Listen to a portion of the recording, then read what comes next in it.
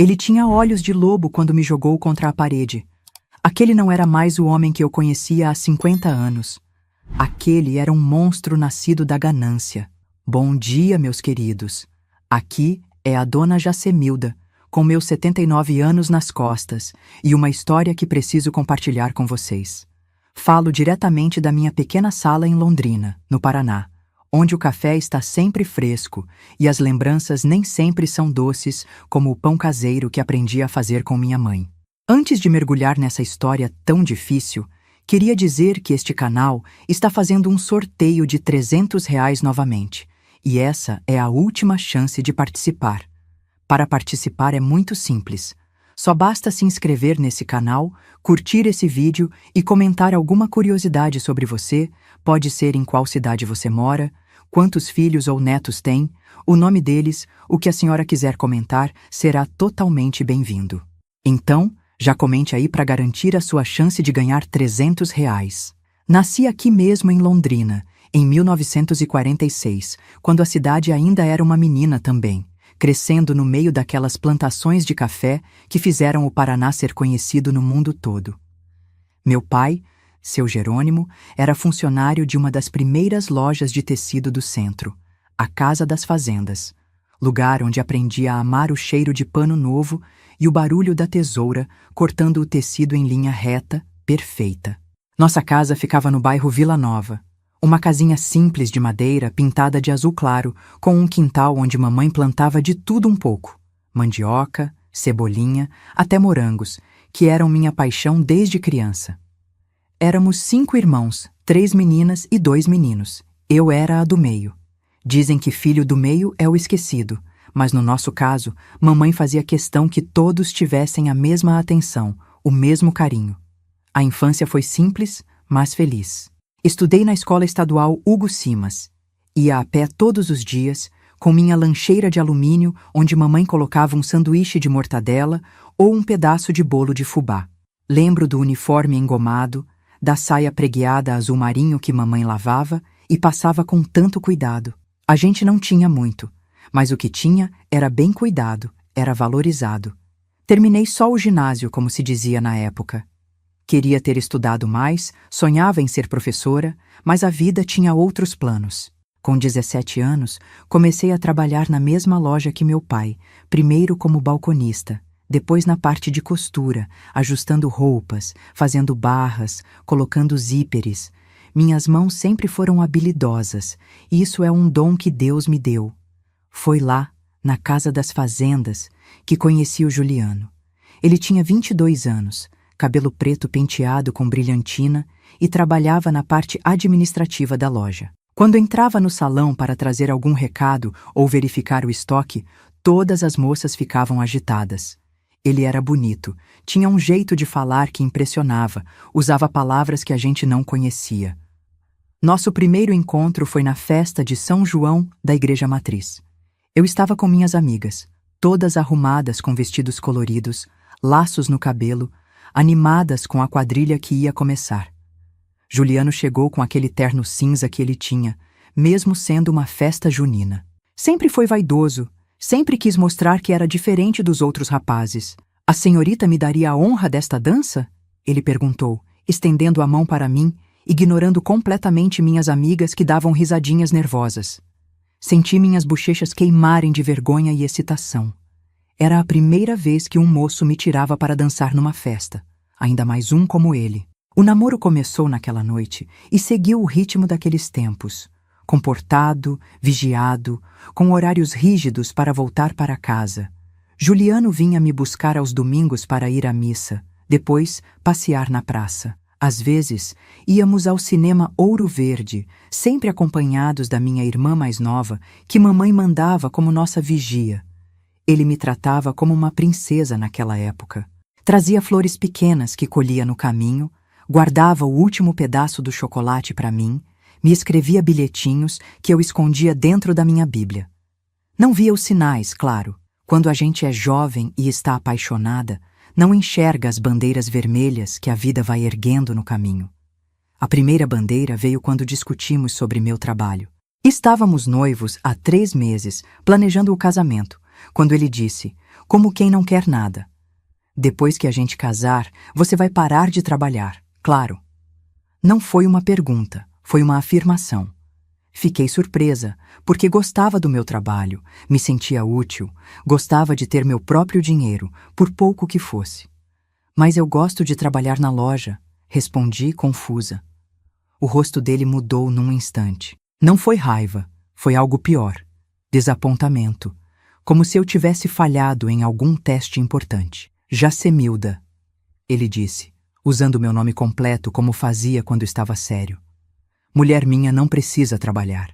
Que tipo de homem os outros vão pensar que sou se deixar minha esposa servindo nas lojas? Meu papel é sustentar a casa. Engoli em seco, senti um nó na garganta. Minha mãe tinha me criado para ser obediente, para não criar caso. Um bom marido é uma bênção de Deus, ela sempre dizia. Quando encontrar um, agarre com unhas e dentes. Desculpe, murmurei, baixando os olhos. Você tem razão. O sorriso voltou ao rosto dele imediatamente. A mão grande afagou meus cabelos como se eu fosse uma criança ou um bichinho que tinha feito a coisa certa. Minha Milda inteligente. Você vai ver, vai ser muito mais feliz cuidando da nossa casa, dos nossos filhos. Casamos em 1968, numa cerimônia simples na igreja matriz. Meu vestido foi costurado por mim mesma, com renda que mamãe guardava desde meu nascimento para esse dia. A festa foi no quintal da casa dos meus pais, com bolo feito pela minha madrinha e salgadinhos que as vizinhas ajudaram a preparar. Os primeiros anos de casamento foram ajustáveis, como a gente diz. Juliano tinha suas manias, seus horários rígidos, seu jeito certo de querer as coisas. A camisa passada de um jeito específico, o café nem muito quente nem muito frio, a casa impecável para quando trouxesse algum colega de trabalho para jantar, sempre sem aviso prévio. Quando ele estava de bom humor, era carinhoso, me trazia pequenos presentes, contava as novidades da cidade. Quando algo o contrariava no trabalho, chegava calado, com aquela nuvem escura pairando sobre a cabeça. Aprendi a ler os sinais, a pisar em ovos nos dias ruins, a ser invisível quando necessário. Morávamos num sobrado pequeno no centro, perto da loja onde ele continuava trabalhando. Eu cuidava da casa, visitava minha mãe nas tardes de terça, frequentava a igreja, fazia trabalhos de caridade no asilo. Uma vida comum, como tantas outras mulheres da minha geração. O filho demorou a vir. 4 anos tentando, rezando, fazendo promessas para todos os santos. Via as amigas com suas barrigas crescendo, depois com bebês nos braços, e sentia aquele vazio que só quem passou por isso entende. Juliano ficava cada vez mais impaciente, como se a culpa fosse minha. Minha mãe teve 6 filhos sem esforço nenhum, ele dizia às vezes, me fazendo sentir ainda mais inadequada. Quando finalmente engravidei, em 1972, foi uma alegria que não cabe em palavras. Juliano mudou completamente. Voltou a ser aquele moço atencioso que me cortejava, fazendo planos, pintando o quarto do bebê, comprando um berço de segunda mão que lixou e pintou ele mesmo. Otávio nasceu numa madrugada chuvosa de abril de 1973. Um parto difícil, daqueles que antigamente colocavam a vida da mãe em risco. Fiquei 20 horas em trabalho de parto, a parteira já estava preocupada, falando em me levar para o hospital. Mas ele finalmente veio ao mundo, um menino forte, corado, com uma penugem escura cobrindo a cabecinha. Meu filho, Juliano disse quando o pegou no colo pela primeira vez, a voz embargada de uma emoção que raramente demonstrava. Meu filho homem. Otávio mudou nossas vidas. Era um bebê tranquilo, que mamava bem, dormia suas horas, sorria fácil. Quando completou 1 ano, Juliano teve uma ideia que mudaria o rumo da nossa história. Vou abrir minha própria loja, ele anunciou numa noite enquanto jantávamos. Já estou cansado de trabalhar para os outros, de enriquecer o patrão enquanto levo as migalhas. Fiquei preocupada. Tínhamos nossas economias, mas abrir um negócio próprio era arriscado. Londrina crescia rápido, mas também aumentava a concorrência. Tem certeza, Juliano? É um passo grande. Ele fechou a cara imediatamente. Está duvidando de mim, Jacemilda? Acha que não tenho capacidade? Não, claro que não, respondi depressa. Só estou pensando no Otávio, na segurança dele. É exatamente nele que estou pensando. Juliano bateu na mesa, fazendo o bebê se assustar no cadeirão. Quero construir algo para nosso filho, um legado. Não quero que ele seja empregado como eu fui, como seu pai foi a vida toda. E assim nasceu a Tecidos Madureira, nossa pequena loja na rua Sergipe, uma das principais do centro comercial. No início, era só uma salinha acanhada, com rolos de tecido empilhados nas prateleiras, uma máquina de costura para pequenos ajustes e eu atrás do balcão ajudando quando o movimento aumentava. Sim, ironicamente voltei a trabalhar. É diferente, Juliano explicava. Agora você está ajudando na nossa loja, construindo nosso patrimônio, não servindo a estranhos. A lógica era confusa, mas eu aceitei, feliz por poder sair um pouco de casa, por usar meus conhecimentos de tecidos e costura novamente. Os anos 70 foram bons para nós. A loja cresceu, expandimos para o imóvel ao lado, contratamos 2 funcionárias. Londrina vivia seu auge. O café trazia dinheiro, a cidade fervilhava de gente e oportunidades. Compramos nossa primeira casa própria, um sobrado no Jardim Petrópolis, bairro que começava a ser considerado de classe média alta. Otávio crescia forte e inteligente. Desde pequeno mostrou interesse pelos livros, pelas histórias que eu lia antes de dormir. Na escola, sempre foi dos primeiros da classe. Trazia orgulhosos boletins cheios de notas altas que Juliano exibia para os amigos no domingo, depois da missa. Mas havia tensão também. Juliano queria que o filho seguisse seus passos, que amasse a loja como ele amava. Otávio, porém, tinha outros interesses.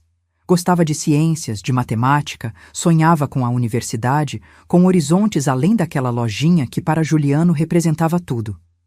Esse menino vive com a cabeça nas nuvens, reclamava Juliano quando Otávio preferia ficar lendo em vez de ajudar na loja aos sábados. Precisa aprender o valor do trabalho duro, do comércio. Livros não enchem barriga de ninguém. Eu ficava no meio desse fogo cruzado, tentando agradar ao marido sem desestimular os sonhos do meu filho. Era uma corda bamba diária, um equilíbrio delicado que às vezes pendia mais para um lado, às vezes para outro. Deixa o menino estudar, eu dizia quando Juliano estava de bom humor. Ele pode cuidar da parte administrativa da loja depois, fazer as contas, organizar tudo direitinho com o conhecimento que vai ter. Era minha pequena estratégia para acalmar as águas, para que os 2 mundos pudessem coexistir em paz. Funcionava às vezes, outras não. Nas noites ruins, Juliano batia à porta do quarto, passava horas assistindo televisão sozinho na sala, um copo de cachaça na mão, remoendo o que ele chamava de ingratidão do moleque. Mesmo assim, foram anos felizes à sua maneira. Tínhamos saúde, tínhamos conforto, éramos uma família. Os domingos de almoço na casa da minha mãe, os natais com a família reunida, as formaturas do Otávio que enchiam meu peito de orgulho. A vida seguia seu curso previsível, com suas pequenas alegrias e tristezas cotidianas. Não imaginava que uma manhã comum de terça-feira, em 1997, mudaria tudo para sempre. Otávio tinha 24 anos, tinha se formado em engenharia na UEL, estava noivo da Sandra, uma moça linda de família boa que conheceu na faculdade. Trabalhava numa empresa grande de construção civil, estava juntando dinheiro para o casamento que aconteceria no final daquele ano. O telefone tocou às 10h43 da manhã. Lembro da hora exata porque olhei para o relógio da cozinha enquanto secava as mãos no avental para atender. Era um número que não conhecia. Senhora Jacemilda Madureira? Perguntou uma voz feminina, formal. Esposa do senhor Juliano Madureira? Sim, sou eu mesma, respondi, sentindo aquele frio na barriga que a gente sente quando algo está errado. Aqui é do hospital universitário. A senhora poderia vir imediatamente? Houve um acidente com seu filho, Otávio Madureira. O mundo parou naquele instante. Literalmente parou. O ar ficou pesado demais para respirar. Minhas pernas bambas demais para sustentar meu corpo. Agarrei-me ao batente da porta para não cair. Que tipo de acidente? Ele está bem? Posso falar com ele? O silêncio do outro lado da linha foi resposta suficiente. Aquele tipo de silêncio que grita verdades que ninguém quer ouvir. É melhor a senhora vir o quanto antes. Foi tudo o que a mulher disse. Seu marido já foi notificado, ele está a caminho do hospital. Não me lembro como cheguei até lá. Sei que uma vizinha me levou de carro, que ela falava coisas para me acalmar, que eu só conseguia rezar. Ave Maria, cheia de graça, o Senhor é convosco. Repetindo as mesmas palavras como um mantra que poderia mudar o que eu já sabia no fundo do meu coração. Otávio tinha sofrido um acidente na obra onde supervisionava um projeto. Uma viga mal colocada, um andaime que cedeu, uma queda de quase 15 metros. Morte instantânea, disseram os médicos depois, como se isso fosse algum consolo. Saber que meu filho, meu único filho, não sofreu nos seus últimos momentos. Juliano já estava lá quando cheguei, sentado numa cadeira de plástico no corredor. O rosto enterrado nas mãos grandes, os ombros largos, sacudindo num choro silencioso que eu nunca tinha visto antes. Em 29 anos de casamento, nunca tinha visto meu marido chorar daquele jeito. Me aproximei devagar, como quem se aproxima de um animal ferido, e toquei seu ombro. Ele levantou o rosto, os olhos vermelhos, inchados, o olhar perdido de quem não reconhece o mundo ao seu redor. Milda, ele disse apenas, a voz quebrando na segunda sílaba. E então me abraçou com força, como se eu fosse uma tábua de salvação no meio de um mar revolto. Ficamos assim, abraçados num corredor de hospital, duas pessoas de meia idade chorando a perda que nenhum pai, nenhuma mãe deveria enfrentar. Uma enfermeira se aproximou depois de um tempo, perguntou se queríamos ver o corpo. Assenti, mesmo sabendo que aquela imagem me acompanharia pelo resto dos meus dias. O rosto dele estava sereno, quase como se dormisse. Tinham limpado o sangue, fechado os olhos, cruzado as mãos sobre o peito. Parecia meu menino e ao mesmo tempo um estranho, uma casca vazia do que foi meu filho. Passei a mão pelos cabelos escuros dele, ainda macios como quando era criança, e prometi em silêncio que de alguma forma sobreviveria àquela dor, por ele, pela memória dele. Juliano permaneceu na porta, incapaz de se aproximar, incapaz de tocar o filho que não respirava mais. Vi algo quebrar dentro dele naquele momento, algo que nunca mais seria consertado. O velório, o enterro, os dias que se seguiram, tudo parece um borrão na minha memória. As visitas constantes, os pratos de comida que vizinhas gentis deixavam, os abraços, as palavras de consolo que entravam por um ouvido e saíam pelo outro, sem fazer sentido algum. Como se segue vivendo depois de enterrar um filho? Como se acorda de manhã? Como se respira? Como se coloca um pé na frente do outro e se continua existindo num mundo onde seu filho não existe mais? São perguntas que carrego até hoje. Perguntas que talvez nunca tenham resposta. Juliano e eu lidamos com o luto de formas diferentes. Eu me agarrei à fé, ia à igreja todos os dias, acendia velas, rezava até meus joelhos doerem no genuflexório duro. Ele se fechou, parou de ir à loja, passava dias inteiros no quarto que foi de Otávio, olhando álbuns de fotografias, segurando o casaco da formatura do filho como se pudesse extrair dele algum resquício de vida. A Sandra, noiva do Otávio, vinha nos visitar de vez em quando. Era doloroso e reconfortante ao mesmo tempo ver aquela moça que tanto amou meu filho, que seria minha nora, mãe dos meus netos, que agora nunca nasceriam. Ela acabou se mudando para São Paulo alguns meses depois. Não aguentava mais as memórias, os planos desfeitos, os olhares de pena das pessoas na rua. Foi cerca de 3 meses após o enterro que notei a mudança em Juliano. Ele voltou a se levantar cedo, a se barbear todos os dias, a ir para a loja. Parecia estar saindo do poço escuro onde tinha caído. Fiquei aliviada no início, pensando que estávamos encontrando um novo normal, uma forma de seguir em frente carregando nossa dor como uma cicatriz permanente, mas não mais uma ferida aberta. Estava enganada. Não era a aceitação que motivava Juliano, era outra coisa muito mais sombria, que só descobri naquela noite de agosto quando ele voltou da loja mais tarde que o normal, cheirando a cachaça e com um brilho estranho nos olhos. Precisamos conversar, Jacemilda, ele disse, sentando-se à mesa da cozinha enquanto eu terminava de lavar a louça do jantar que ele mal tinha tocado. Sobre o futuro da loja. Enxuguei as mãos no avental, confusa. O que tem a loja, Juliano? É tudo o que temos, ele respondeu, a voz baixa intensa. Tudo o que construímos na vida era para ser do Otávio, um dia. Era para ficar na família. Assenti, sentindo as lágrimas voltarem aos olhos ao ouvir o nome do meu filho. Eu sei. Mas agora não temos ninguém para deixar, ele completou, batendo com o punho na mesa. Ninguém para continuar o nome Madureira. Ninguém para herdar o que construí com tanto sacrifício. Podemos vender mais tarde, quando estivermos mais velhos, sugeri, sem entender onde ele queria chegar. Ou doar para alguma instituição de caridade em nome do Otávio. Ele riu, um som amargo, sem humor. Vender? Doar? Você enlouqueceu, mulher. Aquela loja é minha vida, é meu sangue, meu suor. Não vai para as mãos de estranhos. Sentei-me à mesa, de frente para ele, cada vez mais preocupada com o rumo daquela conversa. O que você sugere então, Juliano? Ele me olhou de um jeito que nunca tinha olhado antes. Um olhar calculista, frio, que me fez estremecer. Precisamos de outro filho, declarou simplesmente, como se anunciasse que precisávamos comprar pão ou trocar uma lâmpada queimada. Pisquei várias vezes, certa de que tinha ouvido errado. Como é que é? Você me ouviu. Precisamos de outro filho. Um menino de preferência. Alguém para deixar a loja, para continuar o nome da família. Senti uma onda de náusea me invadir. Juliano tinha 55 anos na época, eu 51. Bem além da idade de ter filhos, mesmo se não considerássemos o luto recente, a perda devastadora que ainda não tínhamos processado.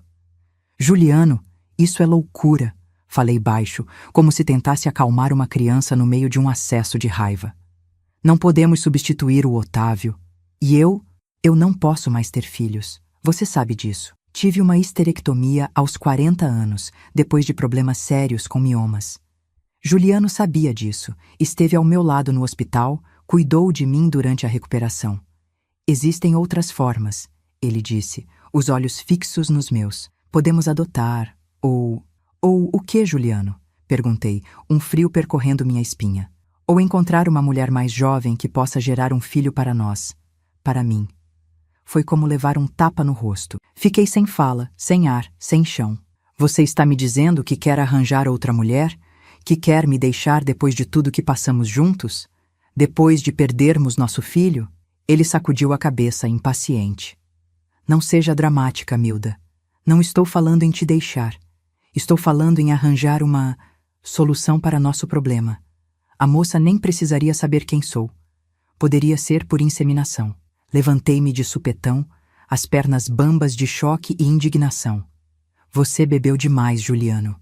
Está falando coisas sem sentido. Vá dormir. Amanhã conversamos. Virei as costas e comecei a caminhar para fora da cozinha. Mas senti sua mão agarrar meu braço com força, me fazendo voltar. Não terminei de falar, Jacemilda, disse ele, os dedos apertando minha pele com tanta força que deixariam marcas. E foi ali, naquela noite quente de agosto, que começou o pesadelo que mudaria para sempre minha vida. Um pesadelo muito pior do que eu poderia imaginar, mesmo nos meus momentos mais sombrios de dor pelo filho que partiu. Meus queridos que me acompanharam até aqui, o coração de uma mãe que perdeu um filho nunca se cura completamente. É como perder um pedaço da alma que nunca mais volta. Mas o que aconteceu depois daquela noite? Isso foi o começo de um inferno que eu não desejaria nem para meu pior inimigo. E sobre isso vou contar na próxima parte dessa história, se Deus me der forças para seguir relembrando esses momentos tão dolorosos. Nunca imaginei que a dor pudesse ter cheiro. Mas tem. Cheira a terra molhada, a flores murchando e a madeira de caixão novo. É um cheiro que gruda na roupa, no cabelo, nas narinas. Um cheiro que carrego comigo há mais de 20 anos. Naquela manhã, enquanto os enfermeiros arrumavam o corpo do meu Otávio para o velório, fiquei sentada numa sala de espera do hospital, as mãos tremendo tanto que mal conseguia segurar o terço que minha comadre Odete tinha colocado entre meus dedos. Reza, Milda. É o que resta agora, ela disse. E eu tentei, juro que tentei, mas as palavras não vinham. Era como se Deus tivesse ficado surdo de repente, ou eu tivesse perdido a voz da alma. O velório foi na capela do cemitério São Pedro, aquela que fica logo na entrada. Parecia que a cidade inteira passou por lá. Colegas de faculdade do Otávio, amigos de infância, vizinhos, clientes da loja, professores da UEL que falavam do potencial dele, do futuro brilhante que tinha pela frente. Cada elogio era uma faca no meu peito. Cada abraço de pêsames, uma confirmação de que não era pesadelo, era real. Sandra, a noiva dele, chegou de tarde, amparada pela mãe. Coitada da menina. Parecia um fantasma, pálida, os olhos vermelhos de tanto chorar, ainda usando o anel de noivado que Otávio tinha dado no Natal. Quando nossos olhares se cruzaram, desabamos uma nos braços da outra. Não precisava de palavras. Éramos duas mulheres que amavam de formas diferentes o mesmo homem que agora estava deitado naquele caixão de madeira escura, de terno azul marinho e uma gravata que eu mesma tinha dado no último aniversário dele. Ele estava tão feliz ontem, Sandra sussurrou entre soluços. Fazendo planos para o nosso apartamento, falando em começar a procurar depois do casamento. Acariciei os cabelos dela, incapaz de responder. O que dizer? Que planos não importam mais? Que o futuro que sonharam juntos evaporou numa manhã de terça-feira qualquer? O enterro foi na tarde seguinte. O céu de Londrina estava de um azul ofensivo, sem uma única nuvem. O sol brilhando como se fosse um dia comum. Como o mundo podia continuar girando, o sol brilhando, os pássaros cantando, quando meu filho estava sendo baixado numa cova escura. Juliano ficou ao meu lado o tempo todo, o braço em volta dos meus ombros, segurando-me quando minhas pernas fraquejavam. Ele estava em choque, os olhos fixos no caixão como se não conseguisse acreditar no que via. Não chorou na frente de ninguém. Só depois, em casa, no escuro do nosso quarto, senti seu corpo sacudir em soluços silenciosos, que duraram a noite inteira. Os dias que se seguiram foram um borrão. Pessoas trazendo comida que eu não conseguia comer. O padre visitando, falando em aceitação, em planos de Deus que não podemos compreender.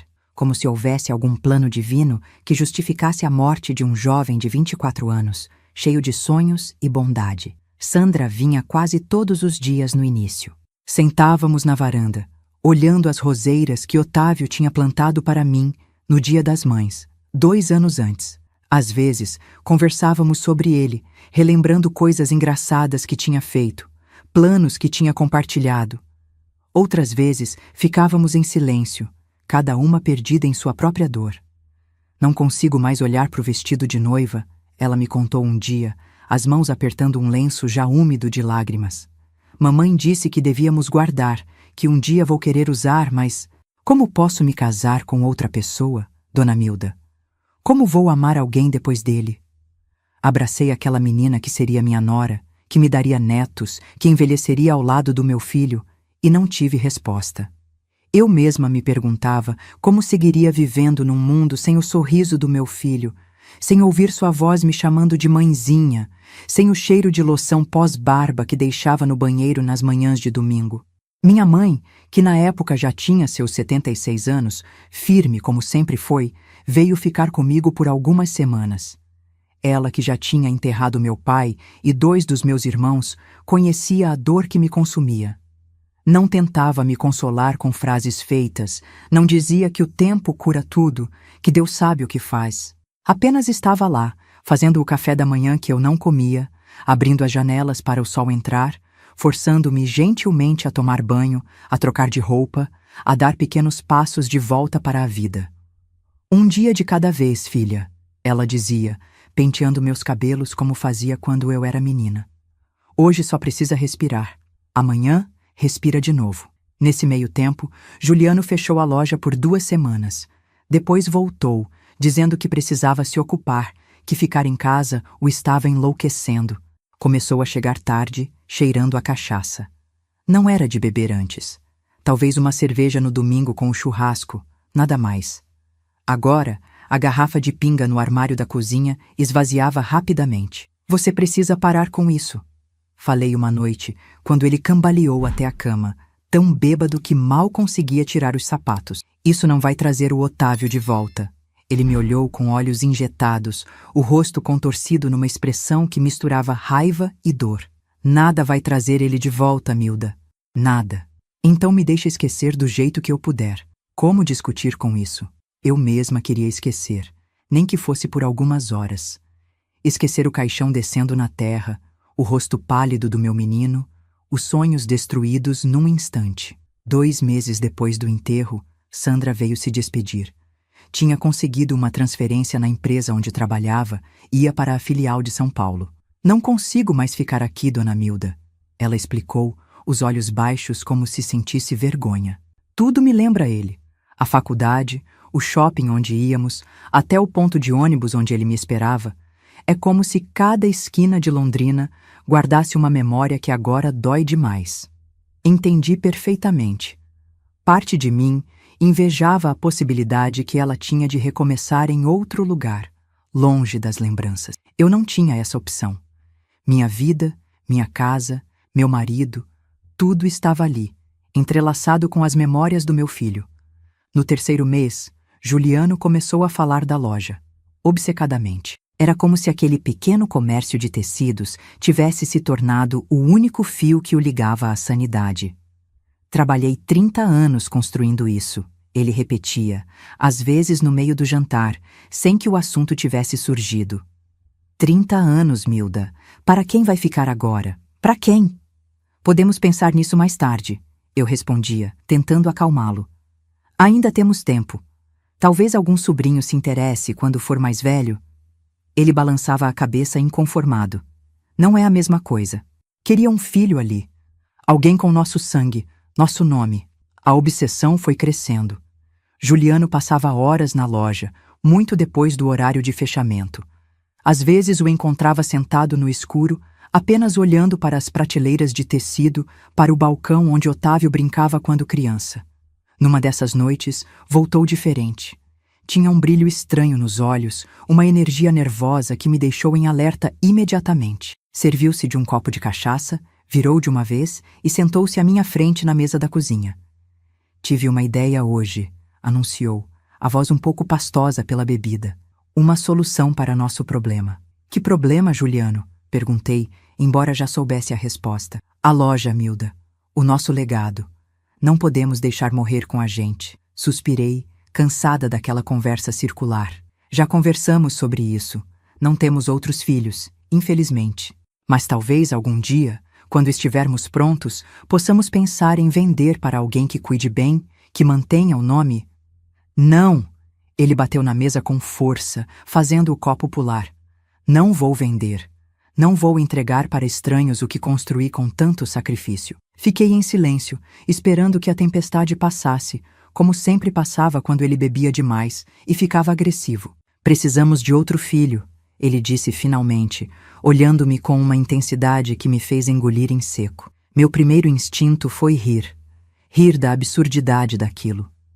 Eu tinha 51 anos, já não menstruava há alguns anos. Tinha passado por uma histerectomia depois de problemas sérios com miomas. Além disso, a ideia de substituir Otávio, de ter outro filho como se fosse uma peça de reposição, era revoltante. Juliano, você sabe que isso é impossível, respondi com toda a calma que consegui reunir. Não posso mais ter filhos, e mesmo se pudesse, não seria justo, não seria certo. Ele se levantou, cambaleando um pouco, e começou a andar de um lado para outro da cozinha. Tem outras formas, Milda. Podemos adotar uma criança, ou encontrar uma mulher jovem, saudável, que possa ter um filho para nós. Senti meu estômago revirar. O que está dizendo? Que quer arranjar outra mulher?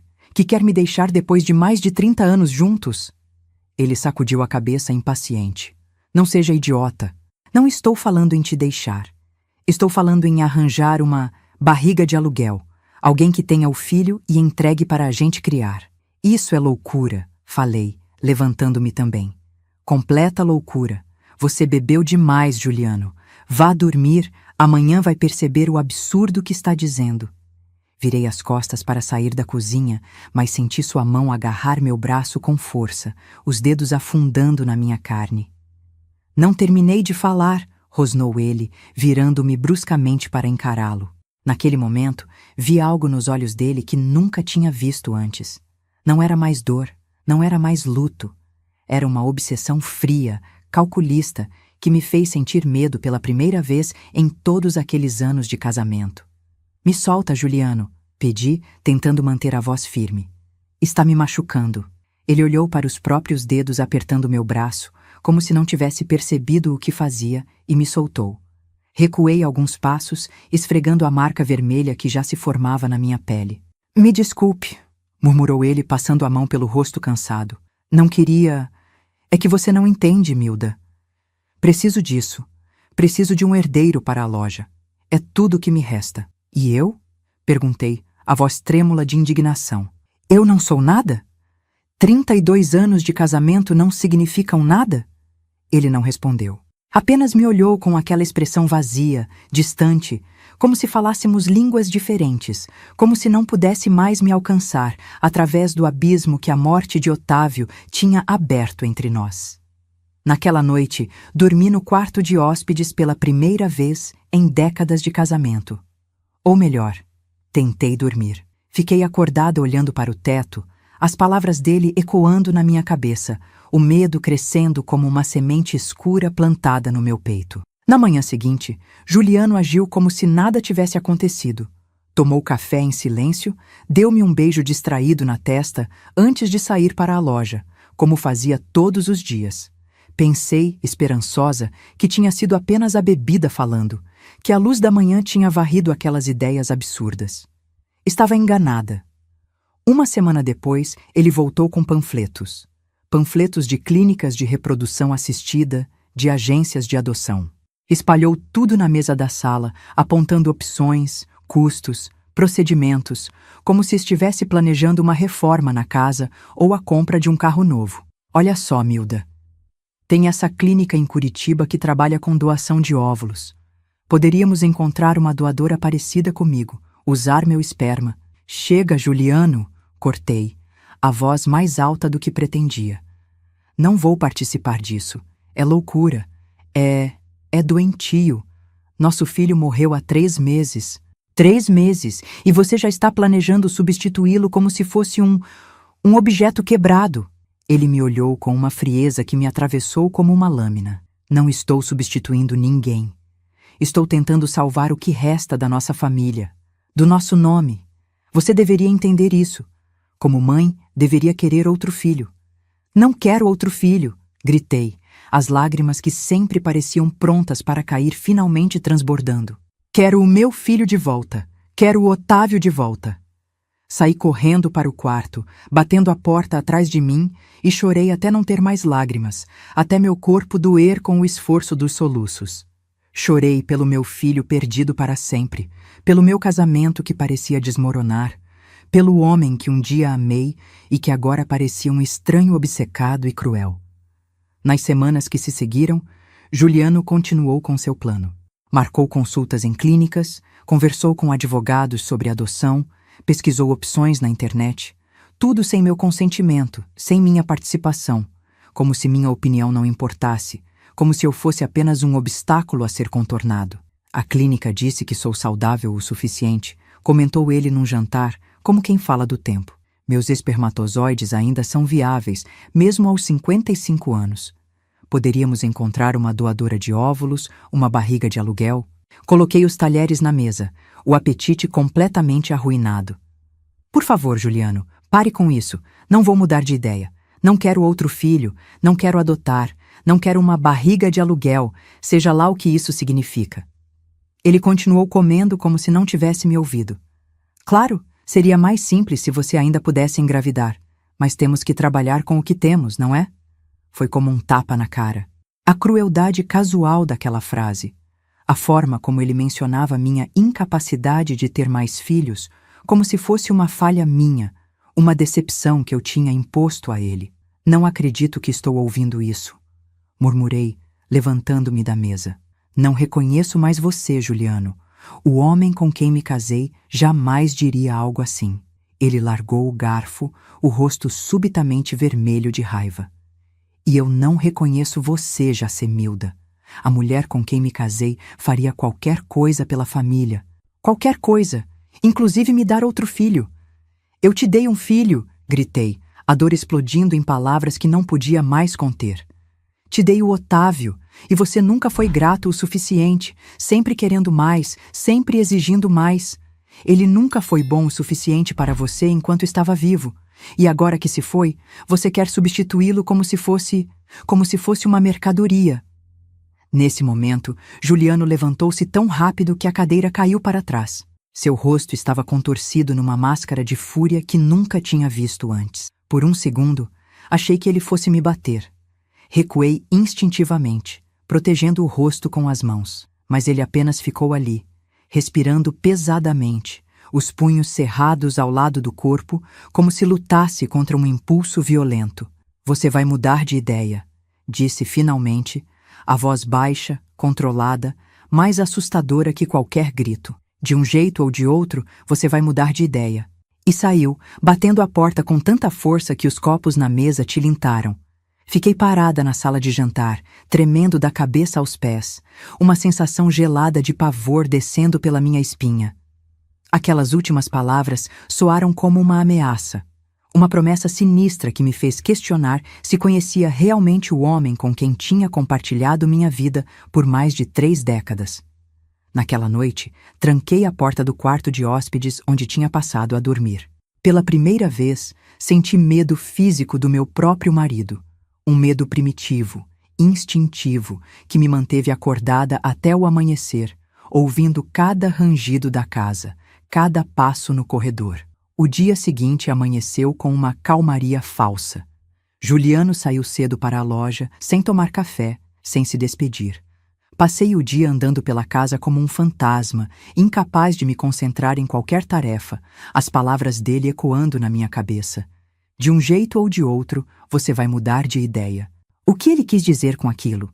O que estava planejando? Liguei para minha irmã mais nova, a única que ainda estava viva, morando em Maringá. Contei tudo, a morte de Otávio, a obsessão crescente de Juliano, as ameaças veladas. Vem pra cá, Milda, ela sugeriu, a preocupação evidente na voz. Fica um tempo aqui comigo até as coisas se acalmarem. Ele parece fora de si. Considerei a oferta. Seria um alívio sair daquela casa que agora parecia uma prisão, longe daquele homem que não reconhecia mais. Mas algo me impedia. Talvez um senso equivocado de dever, de lealdade a um casamento de tantas décadas. Ou talvez apenas o cansaço profundo que a dor tinha instalado nos meus ossos, tornando a ideia de qualquer movimento, qualquer mudança, exaustiva demais para contemplar. Vou ficar bem, respondi, sem acreditar nas minhas próprias palavras. Ele só está sofrendo. Vai passar. Minha irmã não insistiu, mas fez-me prometer que ligaria todos os dias, que manteria contato constante. Qualquer coisa estranha, você me liga, não importa a hora. Quando Juliano voltou naquela noite, estava mais calmo, quase normal. Perguntou sobre meu dia, comentou sobre o tempo, como se a explosão da noite anterior nunca tivesse acontecido. Não mencionou filhos, adoção, clínicas. Senti um alívio cauteloso, esperançosa de que talvez, apenas talvez, ele tivesse desistido daquela ideia absurda. Os dias foram passando, transformando-se em semanas. A vida parecia retomar um ritmo quase normal. Juliano ia para a loja, eu cuidava da casa, visitava minha amiga Odete às quartas, ia à missa aos domingos. Falávamos pouco sobre Otávio, o nome dele uma ferida que ainda sangrava demais para ser tocada constantemente. A única coisa em comum era que Juliano passou a me trazer presentes. Pequenas coisas no início. Chocolates que eu gostava, uma planta para a varanda, um livro de receitas. Depois, coisas maiores. Um conjunto de panelas novas, um vestido que viu numa vitrine, um perfume importado. Presentes que antes teriam me agradado, mas que agora recebiam um agradecimento mecânico, desconfiado. Um dia, chegou com uma caixa de joias. Dentro, um par de brincos de pérolas com pequenos diamantes ao redor.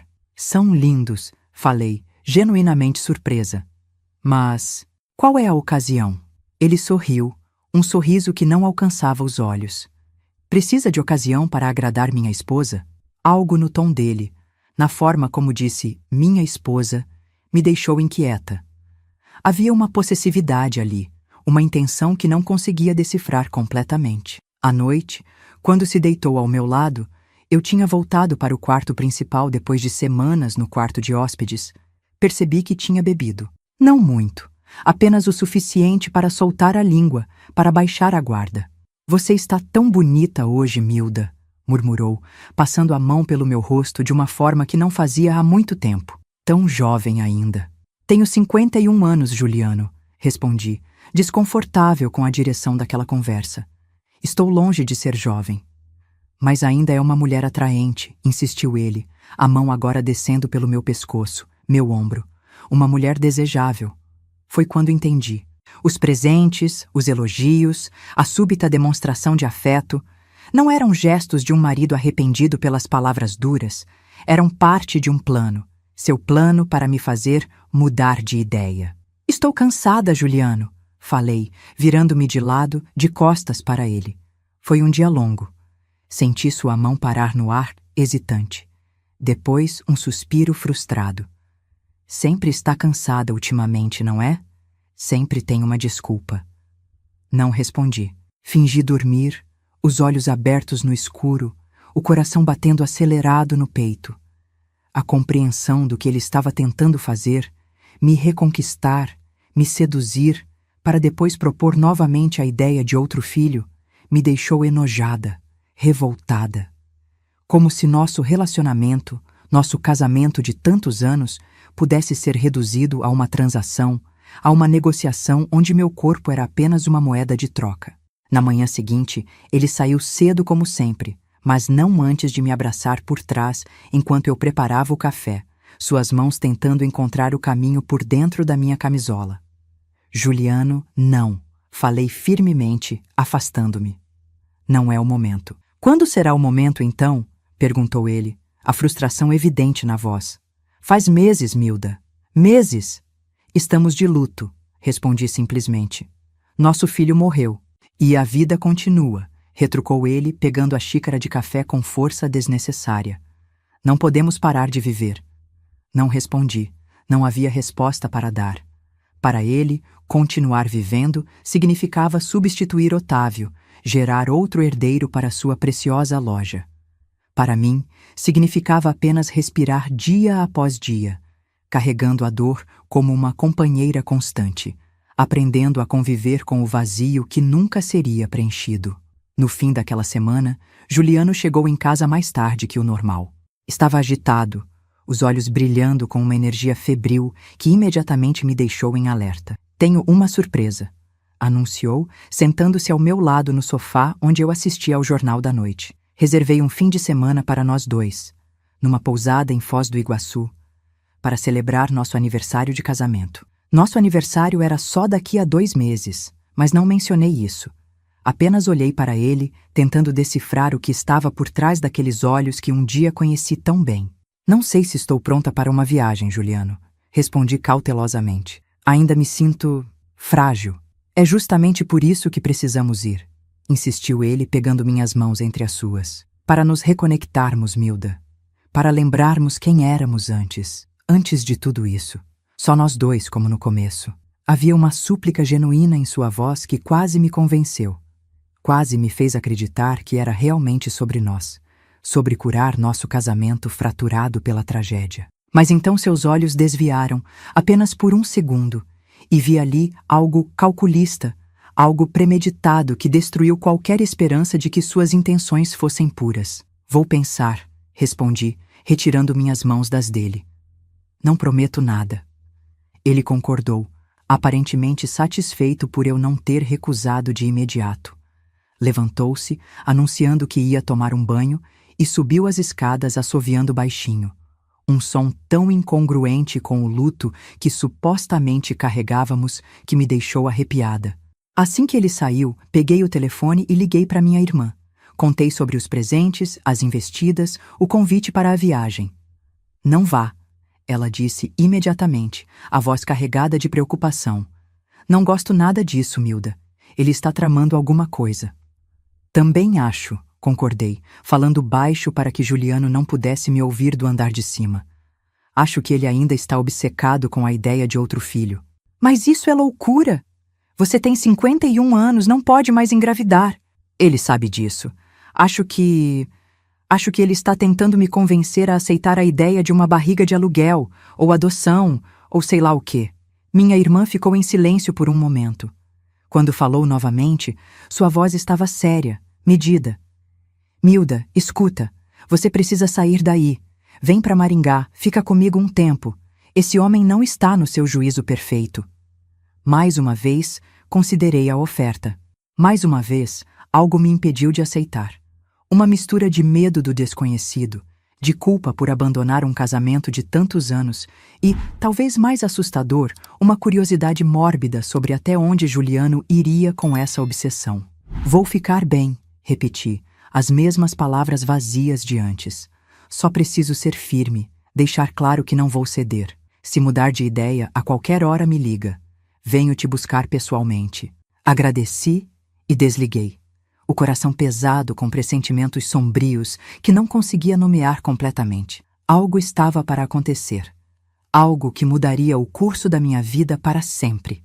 Podia sentir no ar, na forma como a casa parecia sussurrar avisos que não conseguia entender completamente. Naquela noite, deitada ao lado de Juliano, fingi dormir novamente enquanto ele roncava suavemente. Olhei para o teto escuro, as sombras dançando nas paredes, e me perguntei como tínhamos chegado até ali. Como o amor jovem que sentimos um dia, as promessas trocadas no altar, a vida construída lado a lado por mais de 30 anos, tinham se transformado neste pesadelo de manipulação e medo. E mais importante, me perguntei como escaparia se as coisas piorassem.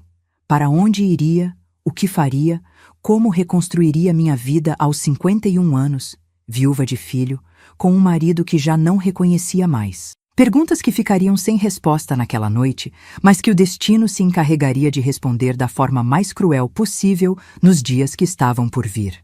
Quem vê essas minhas mãos enrugadas hoje não imagina a força que elas já tiveram que ter. Mãos que embalaram um filho, que costuraram sonhos em retalhos de tecido e que um dia precisaram lutar pela própria sobrevivência. Tudo começou a mudar naquela quinta-feira, quase 5 meses depois que enterramos o Otávio. Acordei com Juliano me observando. Não era um olhar de carinho, era algo calculista, como um jogador de xadrez planejando o próximo movimento. Fingi não perceber, levantei e segui para a cozinha como fazia todas as manhãs. Preparei o café forte que ele gostava, as torradas com manteiga, coloquei na mesa como tinha feito pelos últimos 32 anos. A rotina, naqueles dias, era a única coisa que me mantinha funcionando.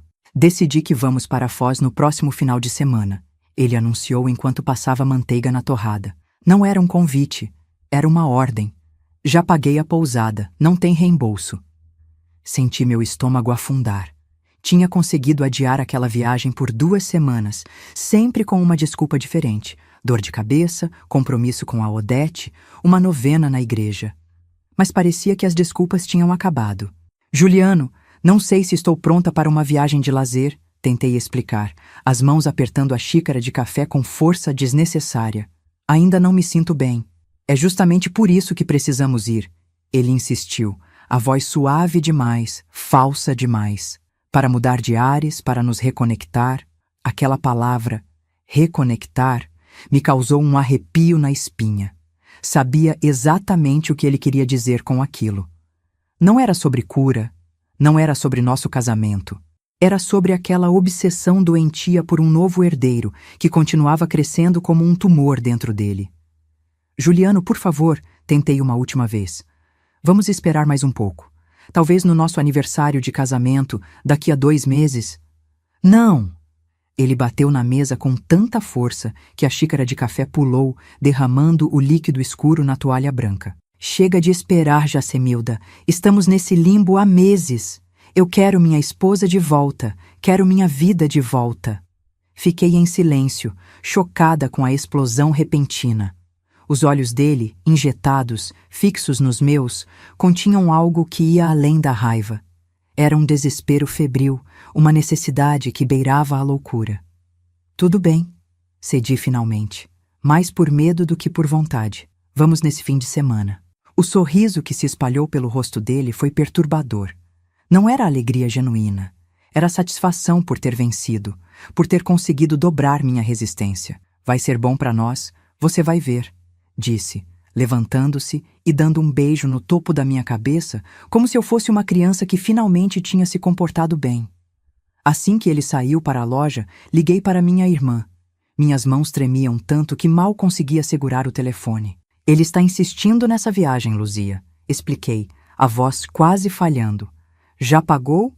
Disse que não tem como cancelar. Tenho que ir. Não gosto nada disso, Milda. A preocupação dela era palpável mesmo através da linha telefônica. Tem algo errado aí. Por que essa obsessão repentina com uma viagem? Acho que ele quer, você sabe, tentar me convencer sobre aquela ideia de outro filho, confessei, baixando a voz como se as paredes pudessem ouvir. Ele pensa que se conseguirmos ficar juntos de novo, eu vou amolecer, vou aceitar. Milda, a voz dela ficou ainda mais séria. Você precisa ser clara com ele. Dizer que não vai acontecer, que não existe essa possibilidade. Já tentei, Luzia. Ele não escuta. É como se tivesse uma parede entre nós, como se ele não pudesse mais me ouvir. Depois de desligar, sentei na cadeira da cozinha e chorei. Chorei pelo filho que tinha perdido, pelo marido que não reconhecia mais, pela vida que tinha sido despedaçada numa manhã comum de terça-feira. Era como se estivesse de luto por duas pessoas. Otávio, que tinha partido para sempre, e Juliano, que ainda estava fisicamente presente, mas cuja alma parecia ter sido substituída por algo frio e calculista que eu não conhecia. Os dias que antecederam a viagem foram um teste de nervos. Juliano voltou a ser atencioso, quase exageradamente. Chegava em casa com flores, perguntava sobre meu dia, ligava da loja só para dizer que estava pensando em mim. Se não conhecesse o motivo por trás daquela gentileza repentina, teria ficado comovida. Na sexta-feira, partimos para Foz do Iguaçu logo cedo. A viagem de carro foi silenciosa, com Juliano concentrado na estrada e eu olhando pela janela, vendo a paisagem mudar. As fazendas do Paraná dando lugar a campos mais abertos, o céu vasto esticando-se sobre nós como uma ameaça silenciosa. A pousada era bonita, tinha que admitir. Pequena, aconchegante, com quartos que davam para um jardim bem cuidado. O nosso ficava no final de um corredor de pedra, afastado dos outros, para termos mais privacidade, explicou Juliano com um sorriso que pretendia ser charmoso, mas que só me deixou mais apreensiva. Passei a tarde evitando ficar sozinha com ele. Sugeri conhecermos a cidade, visitar as cataratas no dia seguinte. Qualquer coisa que nos mantivesse em espaços públicos, longe da intimidade forçada que ele tanto desejava. Jantamos num restaurante próximo à pousada. Juliano pediu vinho, insistiu que eu bebesse também. Para relaxar, disse ele, enchendo minha taça pela terceira vez. Tomei apenas pequenos goles, fingindo apreciar mais do que realmente bebia. Algo me dizia para manter a cabeça clara, os sentidos alerta. Quando voltamos para o quarto, ele foi tomar banho. Ouvi o chuveiro ligado e aproveitei para ligar para Luzia, apenas para avisar que tínhamos chegado bem. Mas o celular de Juliano, que ele tinha deixado carregando na mesinha, tocou. Por reflexo, olhei para a tela. Dr. Marcos, Clínica Fertilidade, piscava na tela. Meu sangue gelou. Fertilidade? Que história era aquela? Sabia que ele tinha pesquisado sobre clínicas, mas não imaginava que tinha ido tão longe a ponto de consultar médicos, marcar consultas. Quando ele saiu do banheiro, enrolado numa toalha, tentei agir normalmente. Mas ele deve ter notado algo no meu rosto, na forma como eu evitava olhar diretamente para ele. "O que foi, Milda?" perguntou, aproximando-se da cama onde eu estava sentada, fingindo ler uma revista da pousada. "Nada", respondi rápido demais, só cansada da viagem. Ele olhou para o celular na mesinha, depois para mim. Percebi o momento exato em que entendeu o que tinha acontecido. "Você viu?" Não era uma pergunta. "Viu a ligação?" Não respondi. Não havia o que dizer. Ele sentou na beirada da cama, a toalha ainda enrolada na cintura, gotas d'água escorrendo dos cabelos grisalhos para os ombros. "Ia te contar quando voltássemos", disse ele, a voz calma demais para o meu gosto. "Encontrei uma clínica que trabalha com doação de óvulos e barriga de aluguel. O doutor disse que meus espermatozoides ainda são viáveis, apesar da idade. Podemos ter um filho, Milda, um menino de preferência, para continuar nosso nome, para herdar a loja. A forma como ele falava, tão casual, tão desconectada da realidade, me deixou enjoada. Como se não estivéssemos falando de uma vida, de um ser humano, mas de um objeto, uma apólice de seguro para seu precioso comércio. Não vou fazer isso, Juliano. Falei cada palavra medida, clara. Não vou participar desse plano maluco. Não vou ajudar você a encomendar um filho como se fosse uma mercadoria. Ele ficou em silêncio por alguns segundos, apenas me olhando. Quando falou novamente, sua voz tinha um tom diferente, mais baixo, mais frio. Não preciso da sua permissão, Jacemilda, disse, levantando-se e indo em direção à mala para pegar uma roupa. Já está tudo encaminhado. A doadora de óvulos já foi selecionada, a mulher que vai carregar o bebê também. Só preciso fazer minha parte agora. Fiquei tão chocada que por um momento não consegui responder. Ele tinha planejado tudo aquilo pelas minhas costas? Tinha tomado todas essas decisões sem sequer me consultar? Você enlouqueceu, falei finalmente, a voz tremendo de indignação. Completamente enlouqueceu. Não pode fazer isso, Juliano. Não pode trazer uma criança ao mundo assim, com essa obsessão doentia. Ele vestiu uma camiseta e uma bermuda. Movimentos mecânicos, como se estivéssemos tendo uma conversa perfeitamente normal. É apenas um arranjo comercial, Milda, explicou, como se falasse com uma criança particularmente lenta. A mulher precisa de dinheiro. Nós precisamos de um filho. Todo mundo sai ganhando. Nós? Nós precisamos de um filho? Repeti, a voz subindo de volume. Não meta nessa loucura, Juliano. Eu não quero outro filho. Não quero criar um bebê aos 51 anos. E, principalmente, não quero participar desse esquema imoral que você armou. Ele se virou para mim, então, e havia algo em seus olhos que nunca tinha visto antes. Algo frio, calculista, quase desumano. Vai participar sim, Milda, disse, a voz baixa e controlada. Vai criar esse menino como seu filho, vai amá-lo, vai apoiar essa decisão. Sabe por quê? Fiquei em silêncio, o coração batendo tão forte que achei que ele poderia ouvir. Porque se não fizer isso, vou te deixar sem nada, continuou ele, aproximando-se da cama novamente. A casa está no meu nome, a loja está no meu nome, o carro, as contas bancárias, tudo. O que você tem, Milda? O que seria de você sem mim, sem meu dinheiro? Uma velha de 51 anos, sem profissão, sem casa própria, sem nada. As palavras dele me atingiram como golpes físicos, porque no fundo sabia que eram verdade. Nunca tive nada no meu nome. Tinha abandonado meu emprego quando casamos porque ele insistiu. Tinha passado a vida como a esposa de Juliano Madureira, sem identidade própria, sem independência financeira. Você não faria isso, murmurei, mais para me convencer do que realmente acreditando. Não depois de 32 anos juntos. Ele sorriu, um sorriso sem humor, sem calor. Tente me contrariar e descubra. Naquele momento, uma clareza terrível tomou conta de mim. O homem à minha frente não era mais o Juliano que conheci, que amei. Era um estranho, um monstro criado pela obsessão, pela ganância, pelo desespero de preservar seu legado a qualquer custo. Quero ir embora, falei, levantando-me e começando a guardar minhas coisas na mala que mal tinha desfeito. Agora. Quero voltar para Londrina. Ele não se moveu para me impedir. Apenas continuou me observando com aqueles olhos frios, calculistas. Vá em frente, disse, sentando-se na poltrona do quarto. O carro está com as chaves na ignição, mas lembre-se do que eu disse, Milda. Pense bem antes de fazer qualquer bobagem. Peguei minha mala, minha bolsa e saí do quarto sem olhar para trás. Atravessei o jardim da pousada quase correndo, ignorando o olhar curioso do recepcionista. O carro estava estacionado exatamente onde Juliano tinha deixado, as chaves no contato, como ele disse. Por um momento, considerei pegar o carro e ir embora. Dirigir até Londrina, ou melhor, até Maringá, para a casa da minha irmã. Começar de novo, enfrentar o que quer que viesse depois. Mas algo me impediu. O medo, talvez.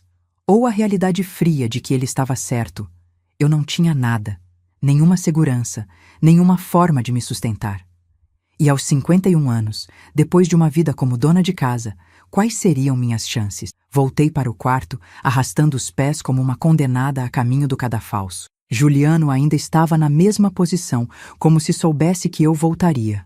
Decisão sábia, comentou sem olhar diretamente para mim. Sentei na beirada da cama, as pernas tremendo demais para me sustentar. O que você quer de mim exatamente? Perguntei, a voz quase um sussurro. Quero que aceite essa nova criança como seu filho. Quero que finja para o mundo que é nosso filho adotivo, que criemos essa história juntos. E quero que pare de me sabotar nesse projeto. E se eu não conseguir? As lágrimas que tinha segurado até então finalmente transbordaram. E se não conseguir fingir, Juliano? E se não conseguir amar essa criança que você está comprando? Ele levantou-se da poltrona e veio até mim, ajoelhando-se para ficar na altura dos meus olhos. Por um breve momento, vi um lampejo do homem que conheci, do homem que amei um dia. Vai conseguir, Milda, disse, secando uma lágrima do meu rosto com o polegar, porque você tem um coração bom. Sempre teve. E no fundo, vai entender que isso é necessário. Necessário. Como se substituir nosso filho morto fosse uma necessidade, como água ou comida. Como se gerar um herdeiro para aquela loja fosse mais importante que o respeito, que a dignidade, que o amor que um dia compartilhamos. Deitei naquela noite encolhida no canto da cama, o mais longe possível dele, sentindo-me mais sozinha do que nunca, mesmo com outro corpo a centímetros do meu. Chorei silenciosamente, as lágrimas molhando o travesseiro, o corpo todo doendo com uma dor que ia muito além do físico. O resto daquele fim de semana foi um borrão de momentos tensos, conversas superficiais e um distanciamento que parecia aumentar a cada hora. Visitamos as cataratas como turistas comuns, tiramos fotos, comemos em restaurantes caros. A aparência de normalidade de um casal de meia-idade aproveitando um fim de semana romântico era tão falsa que chegava a ser grotesca. Na viagem de volta para Londrina, Juliano falou sobre os próximos passos, sobre a data que deveria ir à clínica, sobre como o procedimento funcionaria, sobre quanto tempo levaria até que o bebê nascesse. Falava como um homem de negócios discutindo um projeto, números, prazos, investimentos. Nenhuma palavra sobre amor, sobre família, sobre o verdadeiro significado de ter um filho. Assenti mecanicamente, olhando pela janela, vendo minha vida, minha autonomia, minha dignidade desaparecerem na poeira da estrada. Quando chegamos em casa, uma decisão silenciosa já havia sido tomada dentro de mim. Não sabia exatamente o que faria, mas sabia que não poderia continuar assim. Não poderia viver naquela farsa, naquela prisão emocional que meu casamento tinha se tornado. No dia seguinte, Juliano voltou à rotina como se nada tivesse acontecido. Foi para a loja cedo, voltaria tarde como sempre. Assim que ele saiu, liguei para Luzia.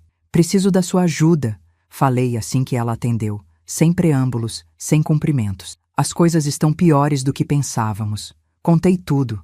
A clínica de fertilidade, o plano de Juliano, as ameaças veladas sobre me deixar sem nada.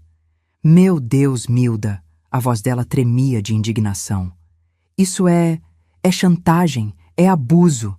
Você precisa sair daí agora mesmo. E ir para onde, Luzia? Com que dinheiro? Ele estava certo sobre uma coisa. Não tenho nada no meu nome. Nada. Vem para cá. Fica comigo até resolvermos isso. Podemos procurar um advogado, ver seus direitos.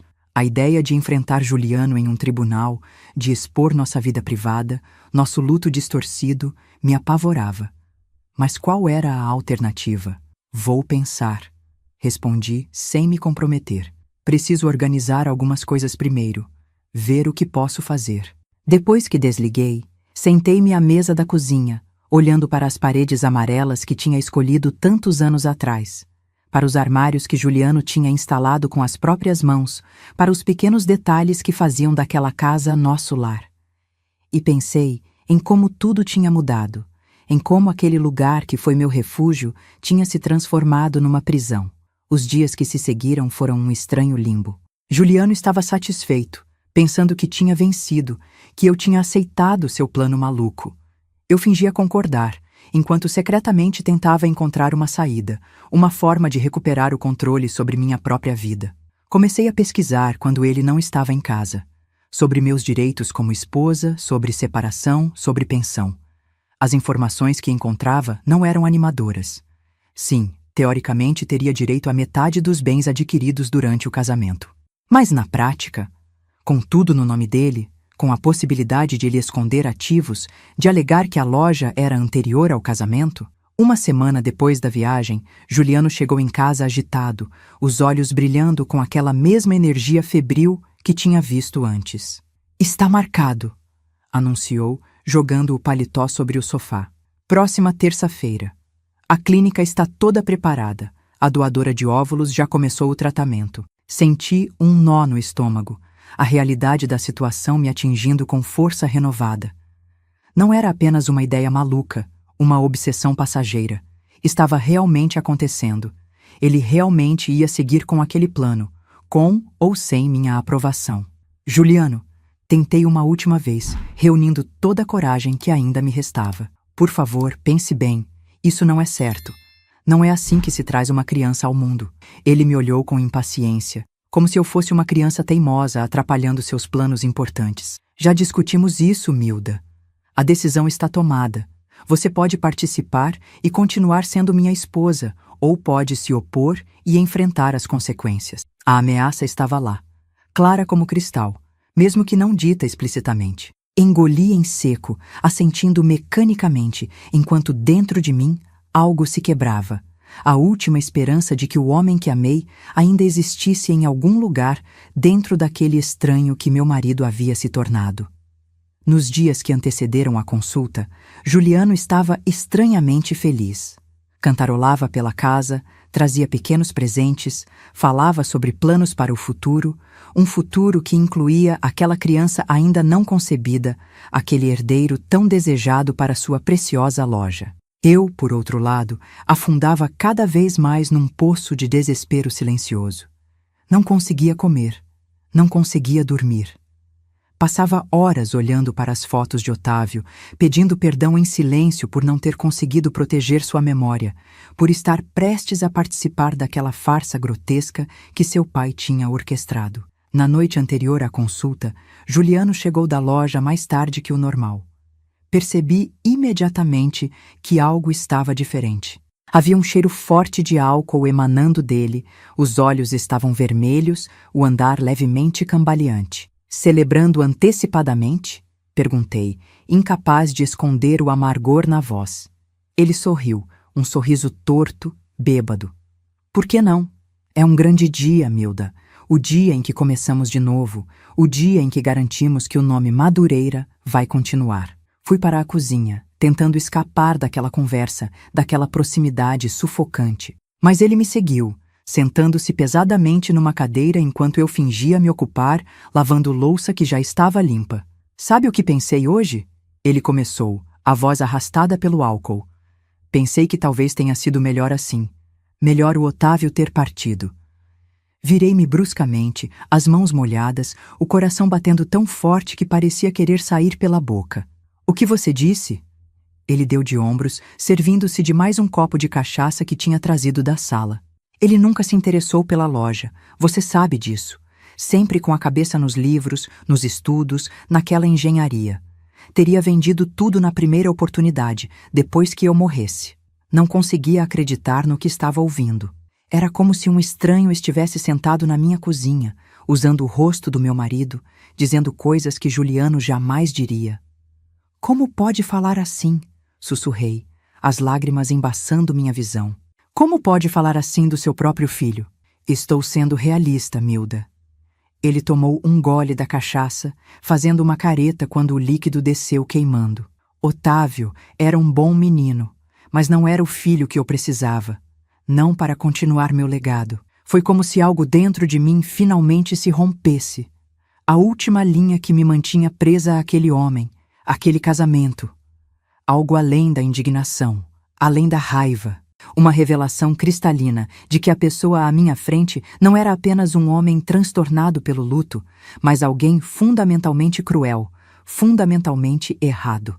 Você é um monstro, falei, as palavras saindo como pedras da minha garganta. Um monstro egoísta que só se importa consigo mesmo, com seu precioso legado. Nem por um segundo você realmente lamentou a morte do Otávio, não é? Tudo o que pensou foi na sua loja, no seu nome, na sua vaidade. Ele levantou-se tão rápido que a cadeira caiu para trás com um estrondo. Seus olhos, injetados pelo álcool, fixaram-se nos meus com uma fúria que nunca tinha visto antes. Cuidado com o que diz, Jacemilda, sibilou, aproximando-se de mim com passos vacilantes. Muito cuidado, mas algo tinha mudado dentro de mim. O medo que tinha me paralisado por meses tinha se transformado em uma raiva fria, cristalina, que me dava uma clareza que não sentia há muito tempo. Ou o quê? Desafiei, dando um passo em sua direção em vez de recuar. Vai me bater? Vai me expulsar de casa? Faça isso. Qualquer coisa seria melhor do que continuar vivendo com alguém como você. Foi como apertar um interruptor. O rosto dele contorceu-se numa máscara de fúria. Os olhos quase saltando das órbitas, as veias do pescoço pulsando visivelmente. Sua ingrata! Rugiu, avançando para mim com o braço erguido. Depois de tudo que fiz por você, o tapa pegou no lado do meu rosto com tanta força que vi estrelas por um momento. Cambaleei para trás, a mão instintivamente cobrindo a área atingida, o gosto metálico de sangue enchendo minha boca onde tinha mordido a própria bochecha. Juliano ficou parado, olhando para a própria mão como se não reconhecesse o que tinha acabado de fazer. Em 32 anos de casamento, com todos os defeitos que tinha, ele nunca tinha levantado a mão para mim. Nunca. Milda, começou ele, a voz subitamente sóbria, arrependida. Eu não quis. Foi o álcool, eu... Não me toque! Gritei quando ele tentou se aproximar, estendendo a mão para meu rosto machucado. Nunca mais encoste em mim. Recuei até bater nas gavetas da pia, o coração disparado, o rosto ardendo, o corpo todo tremendo de raiva e medo. Juliano continuou avançando, os braços estendidos em um gesto que pretendia ser conciliador, mas que para mim parecia apenas mais ameaçador. Foi um acidente, insistiu, a voz suplicante agora. Você me provocou, Milda. Disse coisas horríveis. Eu perdi a cabeça por um segundo. Fique longe de mim, repeti, os olhos vasculhando a cozinha em busca de algo, qualquer coisa que pudesse usar para me defender se ele avançasse mais. Minha mão encontrou a gaveta de talheres atrás de mim. Abria às cegas, os dedos fechando-se em torno do primeiro objeto que tocaram, uma faca de cozinha, a que usava para cortar carne, grande, afiada. Milda! Havia um tom de aviso na voz dele agora, os olhos fixos na faca que eu segurava. Não seja ridícula. Coloque isso de lado e vamos conversar como adultos. Não temos mais nada para conversar, respondi, a faca firme na mão, apontada para ele. Acabou, Juliano. Acabou de todas as formas possíveis. Ele deu um passo à frente, a mão estendida como se fosse tirar a faca de mim. Você não vai a lugar nenhum, Jacemilda. Não antes da consulta amanhã. Não antes de resolvermos essa questão do bebê.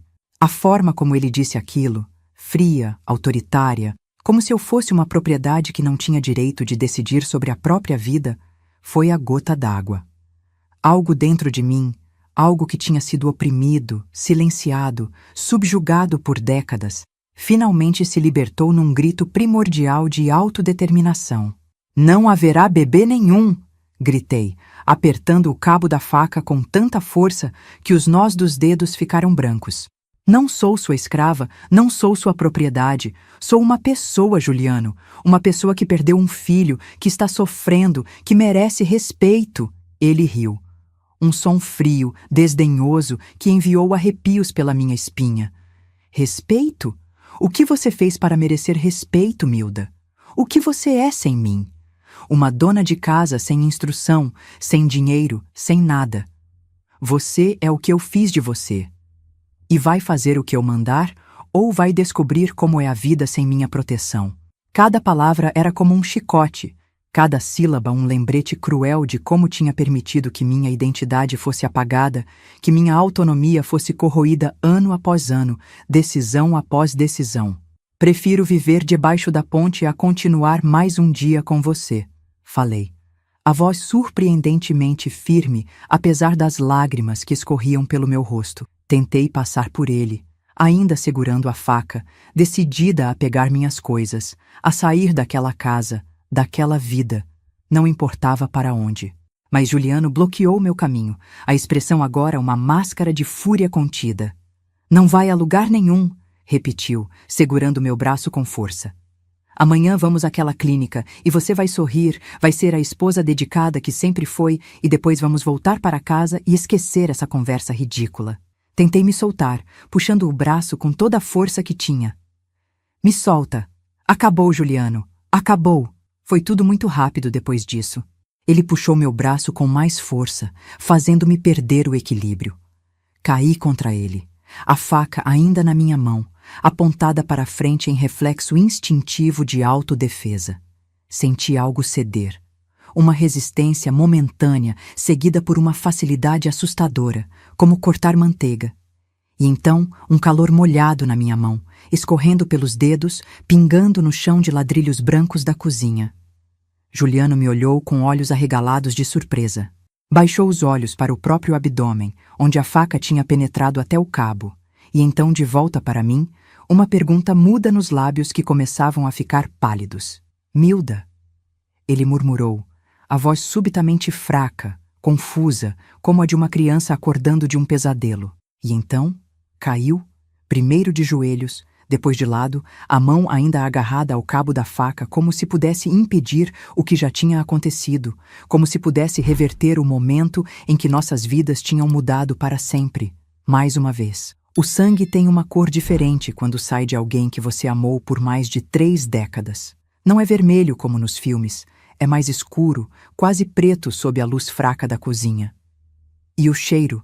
Metálico, forte, impossível de esquecer, mesmo depois de tantos anos. Fiquei paralisada, vendo Juliano no chão, a respiração cada vez mais fraca, o sangue se espalhando ao redor dele como uma auréola macabra. O tempo parou naquele instante, como se o relógio da cozinha tivesse congelado seus ponteiros. Me ajuda, Milda. Ele sussurrou, a voz fraca, os olhos suplicantes, tão diferentes dos olhos frios e calculistas de minutos atrás. Por favor. Meus instintos tomaram conta. Peguei o telefone, disquei o número da emergência com dedos trêmulos, manchando de vermelho o aparelho branco. Meu marido... Um acidente? Tem uma faca? Mal conseguia formar frases completas. Rua Pernambuco, 473, Jardim Petrópolis. Por favor, venham rápido. Voltei para Juliano, ajoelhando-me ao lado dele, sem me importar com o sangue que encharcava minha saia. Segurei sua mão, aquela mesma mão que minutos antes tinha me agredido, tinha me ameaçado. Agora, era apenas a mão de um homem morrendo, fria, trêmula, buscando um último contato humano. Aguenta firme, falei entre lágrimas, a raiva de momentos atrás transformada em puro terror. A ambulância já está vindo. Seus olhos, embaçados pela dor e pelo choque, fixaram-se nos meus. A loja, murmurou, e mesmo ali, à beira da morte, sua obsessão persistia. Promete que vai cuidar da loja, foi a última coisa que ele disse antes de fechar os olhos. Sua mão, que apertava a minha com desespero, relaxou subitamente. A respiração, antes ruidosa e ofegante, cessou. Quando a ambulância chegou, 15 minutos depois, Juliano Madureira já tinha partido deste mundo, levado por uma faca de cozinha e pela obsessão que o consumiu até seu último suspiro. Os paramédicos tentaram reanimação, mas era tarde demais. A polícia chegou logo em seguida. Fui levada para a delegacia, ainda em estado de choque, as mãos e a roupa manchadas com o sangue do homem que por mais de 30 anos foi meu marido. Foi um acidente, repeti várias vezes durante o interrogatório. Ele estava me agredindo, tentei me defender, tropeçamos. O delegado, um homem de meia idade com olheiras profundas de quem já viu de tudo nessa vida, me olhava com uma expressão que misturava dúvida e compaixão. Senhora Madureira, precisa entender a gravidade da situação, ele explicou, a voz calma, mas firme. Seu marido está morto. A faca estava enterrada no abdômen dele. Vamos precisar investigar o que realmente aconteceu. Fui detida preventivamente. Pela primeira vez na minha vida, aos 51 anos, passei uma noite na cadeia.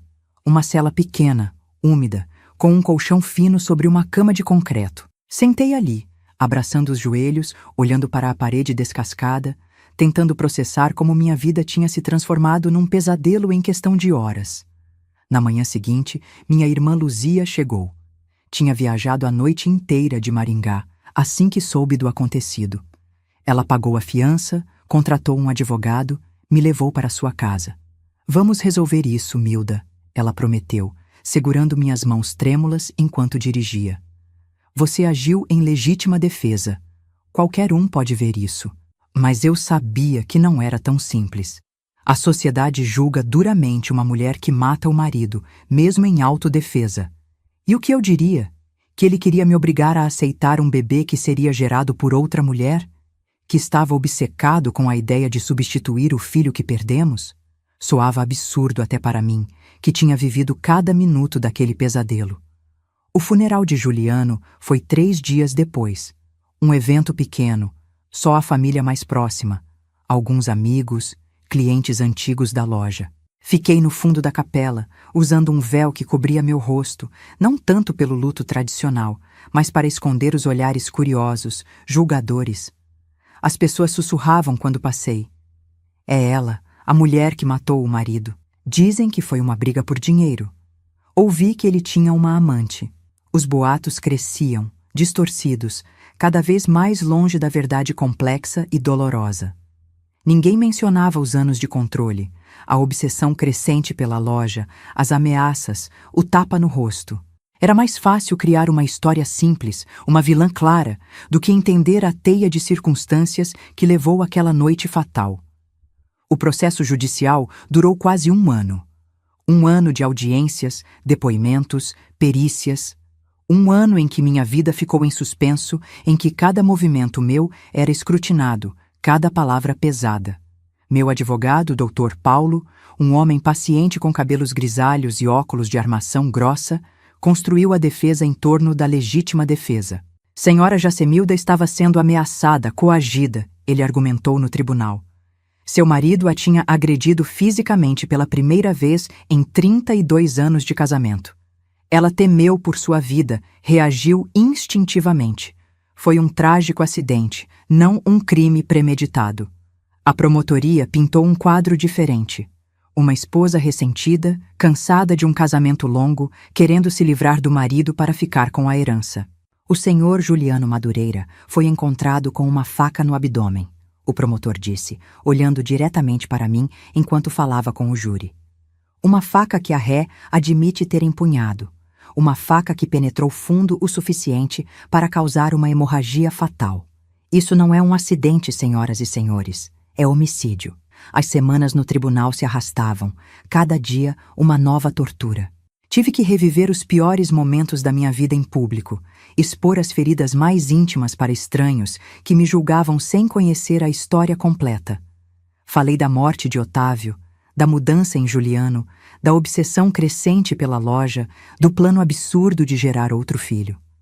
Falei das ameaças, do controle financeiro, do isolamento. Falei do tapa, da faca, do medo que senti naquela noite. Algumas pessoas no júri pareciam comovidas, outras céticas. Na nossa sociedade, é difícil acreditar que um homem respeitado, um comerciante conhecido, um pai que perdeu o filho, possa se transformar num abusador. É mais fácil duvidar da mulher, questionar suas motivações, seu caráter. No final, foi o testemunho da minha irmã Luzia que fez a diferença. Ela contou sobre as ligações desesperadas que recebeu nos meses anteriores. Como eu tinha relatado as ameaças, o comportamento errático, a obsessão doentia. Como tinha me oferecido abrigo, implorando que eu saísse daquela casa antes que algo pior acontecesse. Minha irmã estava com medo, Luzia disse, olhando diretamente para os jurados. Não de ficar sem dinheiro, não de perder o status. Estava com medo do próprio marido, um homem que não reconhecia mais, que tinha se transformado em algo assustador depois da tragédia que viveram. O júri deliberou por 2 dias. Foram as 48 horas mais longas da minha vida. Sentada no quarto de hóspedes da casa de Luzia, eu alternava entre rezar fervorosamente e olhar para o teto, repassando cada momento daquele ano infernal. Quando o veredicto foi lido, eu mal conseguia respirar. No caso do Estado contra Jacemilda Madureira, este júri encontra a ré, não culpada, por razão de legítima defesa. Legítima defesa. Duas palavras que me devolveram a liberdade, mas não a paz, porque no fundo do meu coração eu sabia que a história era mais complicada. Não foi apenas instinto de sobrevivência que guiou minha mão naquela noite. Foi também raiva, frustração, o acúmulo de anos de submissão silenciosa que finalmente transbordou. Deixei o tribunal como uma mulher livre aos olhos da lei, mas carregando um novo tipo de prisão dentro de mim. A culpa, o remorso, as perguntas sem resposta. E agora? Como reconstruir uma vida aos 52 anos viúva, marcada por um escândalo, conhecida na cidade como a mulher que matou o marido? Luzia insistiu que eu ficasse em Maringá. Começa de novo aqui, ela disse. Longe das memórias, longe dos olhares. Mas algo me puxava de volta para Londrina. Talvez a necessidade de enfrentar os fantasmas, de não fugir do passado. Ou talvez, ironicamente, a loja. Aquela mesma loja que foi o centro da obsessão de Juliano. O gatilho para tudo o que aconteceu depois. Como viúva, herdei tudo. A casa, os bens e sim, a Tecidos Madureira. O lugar que ele amou mais que qualquer coisa, que estava disposto a criar uma criança apenas para ter a quem deixar. Agora era meu. Voltei para Londrina 2 meses depois do julgamento. A casa estava exatamente como deixamos naquela noite fatídica. Alguém, provavelmente Luzia, tinha limpado o sangue da cozinha, mas eu ainda podia ver a mancha fantasma nos ladrilhos brancos, ainda podia sentir o cheiro metálico no ar. Vendi a casa na primeira oportunidade. Não conseguiria viver ali, com aquelas memórias impregnadas nas paredes. Comprei um apartamento pequeno, perto do centro, um lugar sem história, sem passado. E então, num gesto que muitos consideraram loucura, reabri a loja. Não por ganância, não por necessidade financeira, mas por uma estranha sensação de dever. Como se precisasse provar algo, para Juliano, para Otávio, para mim mesma. Tecidos Madureira, o nome permaneceu o mesmo, mas tudo mais mudou. Reformei o espaço, contratei jovens aprendizes, criei uma pequena escola de costura nos fundos para mulheres de baixa renda. Transformei aquele lugar que tinha sido símbolo de obsessão e tragédia em algo positivo, algo que servia à comunidade. Nos primeiros meses, poucos clientes apareciam. O escândalo ainda estava fresco, as pessoas ainda sussurravam quando eu passava. Mas aos poucos, a história foi esquecida, substituída por outras fofocas, outros dramas. A vida seguiu em frente, como sempre segue. Os anos passaram. A dor nunca desapareceu completamente. A perda de Otávio, o fim traumático de Juliano, as cicatrizes emocionais dos abusos que sofri. Mas aprendi a viver com ela, a carregá-la como parte da minha história, não como algo que me define completamente. A loja prosperou além do que Juliano jamais imaginou. Expandiu para uma linha de decoração, depois para roupas personalizadas. Quando me aposentei, aos 70 anos, já era uma pequena rede com 3 unidades em Londrina. Passei a administração para Marta, uma das primeiras aprendizes que contratei. Uma mulher talentosa que tinha escapado de um relacionamento abusivo e encontrado refúgio no trabalho. A senhora salvou minha vida. Ela me disse no dia em que assinamos os papéis da transferência. Me deu propósito quando eu não tinha nada. Eu sorri, pensando na ironia. Talvez tenhamos salvado uma a outra, Marta. Agora, aos 79 anos, vivo uma vida quieta. Meus cabelos, antes pretos como ébano, agora são completamente brancos. Minhas mãos, que um dia seguraram uma faca em desespero, agora seguram agulhas de tricô, fazendo gorros e cachecóis para doar ao asilo local. Meu coração, que foi partido de tantas formas diferentes, ainda bate, ainda sente, ainda tem capacidade de se alegrar com pequenas coisas. Um pássaro na janela, uma visita de um amigo, o sorriso de uma criança na rua. As pessoas que me conhecem hoje, os vizinhos, os jovens da paróquia, veem apenas uma senhora simpática, talvez um pouco reservada. Não sabem da tempestade que um dia fui, da força que precisei para sobreviver, das escolhas impossíveis que tive que fazer. Carrego minhas cicatrizes com dignidade, sem vergonha, sem ostentação.